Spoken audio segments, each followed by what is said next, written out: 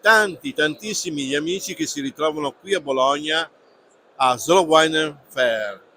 E tra gli altri siamo a Carovere in compagnia di Marcella.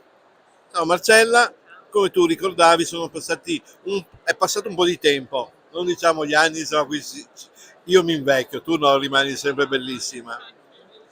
E noi siamo stati ospiti dell'inaugurazione della terrazza, della sala. Adesso c'è una terrazza bellissima che verremo a vedere appena il tempo lo permette, che diventa di nuovo bello. E nel frattempo assaggiamo uno dei tuoi metodi classici, perché ricordiamo che siete specializzati nei metodi classici.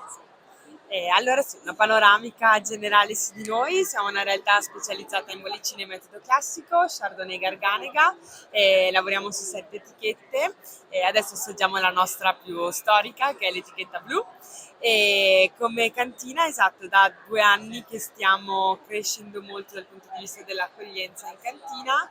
Abbiamo inaugurato la sala 2 anni fa, adesso abbiamo questa bella terrazza panoramica che si apre per l'estate, vi aspettiamo a degustare i vini lì. E quindi qui cosa succede? Succede che noi dovremmo andarli a trovare, io e Dumi, vero Dumi?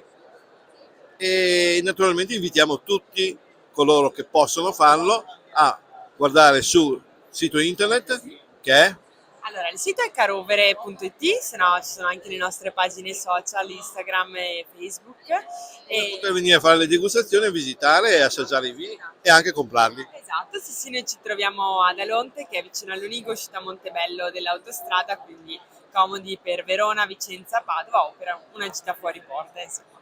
Bene, quindi adesso un bel brindisi insieme.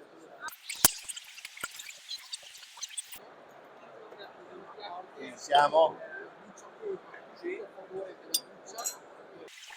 Grazie.